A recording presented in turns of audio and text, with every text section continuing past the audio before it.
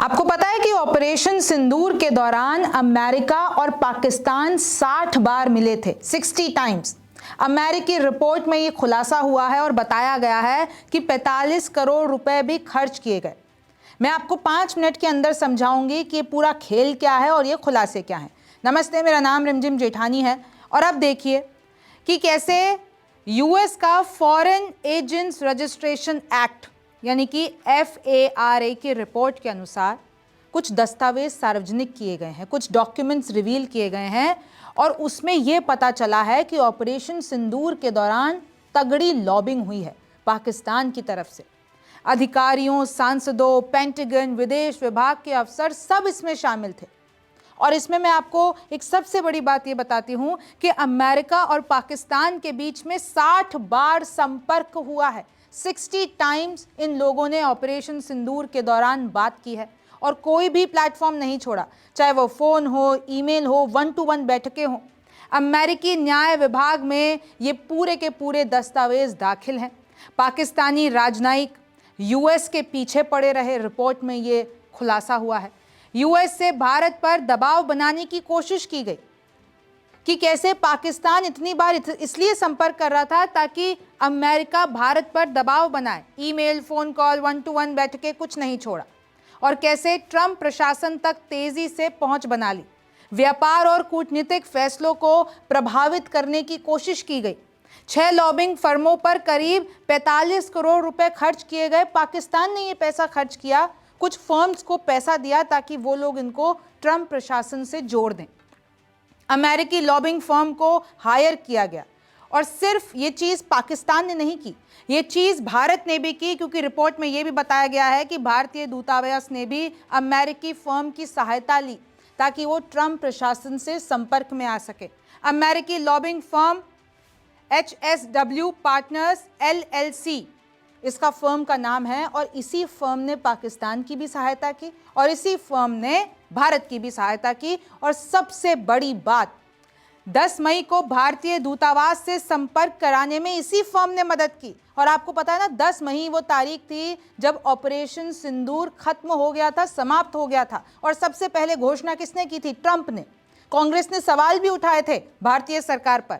White House chief of staff Susie Wiles, ये मैं आपको 10 मई की बैठक के बारे में बता रही हूं, जब भारतीय दूतावास और White House chief of staff, अमेरिकी trade representative Jamieson Greer, national security council के रिकी गिल, इन सब की बैठक हुई। इन सब की एक तरीके से जो चर्चा हुई उसमें भारत अमेरिका व्यापार भी था, उसमें ऑपरेशन सिंदूर से जुड़ी हुई मीडिया कवरेज भी थी। तो 10 मई को ही जब ये सैन्य टकराव समाप्त हुआ तो अब कांग्रेस कह रही है कि कहीं ऐसा तो नहीं कि सच में ट्रंप ने या अमेरिका ने भारत पर दबाव बनाया। देखिए, ये जो अमेरिकी फर्म है क्या करती है? बैठकों की व्यवस्था करती है, फ़ोन कॉल, ईमेल, क्योंकि ट्रंप प्रशासन से संपर्क करना इतना ईजी नहीं है। दोनों देशों के अधिकारियों को जोड़ना इन फर्म्स का ये काम है।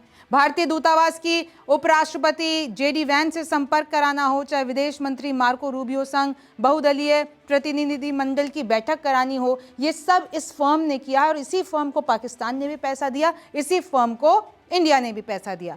कई एंट्रीज में भारत अमेरिका व्यापार वार्ता की स्थिति पर बातचीत की गई।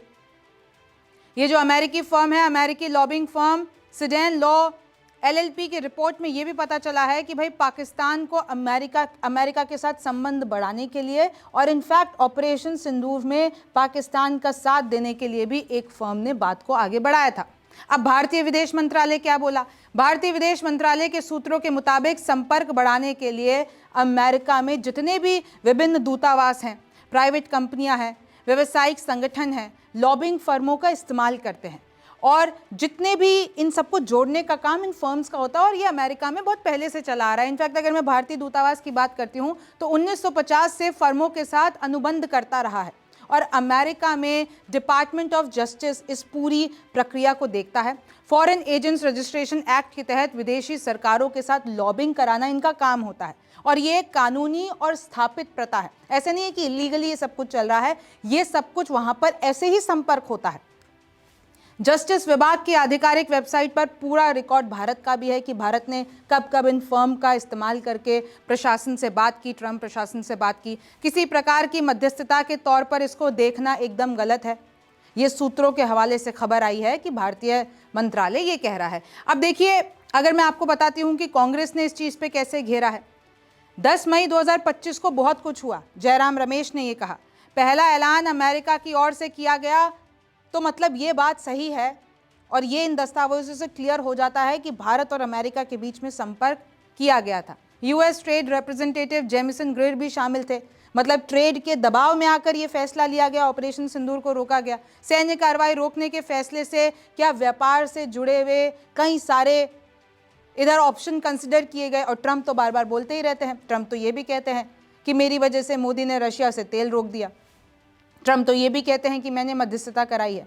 तो अब कुछ दस्तावेज भी सामने आ गए हैं और देखिए, जयराम रमेश साफ पूछ रहे हैं, much obviously happened on May 10, 2025 leading to the first announcement of the halt of operation Sindoor by US secretary of state Marco Rubio.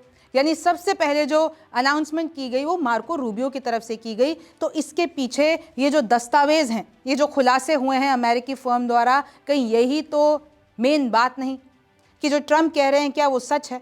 हालांकि देखिए, भारत ने बहुत क्लियर किया है, ना अमेरिका ने कोई मध्यस्थता की है, ना उन लोगों ने कोई जंग रुकवाई है। ये सिर्फ भारत पाकिस्तान के बीच में हुआ है। लेकिन अब ये कुछ दस्तावेज सामने आ गए हैं, तो इसलिए कांग्रेस सरकार को भी घेर रही है। आपको क्या लगता है, मुझे कमेंट सेक्शन में ज़रूर बताइए। मेरा नाम रिमझिम जेठानी है। आपसे फिर मुलाकात होगी।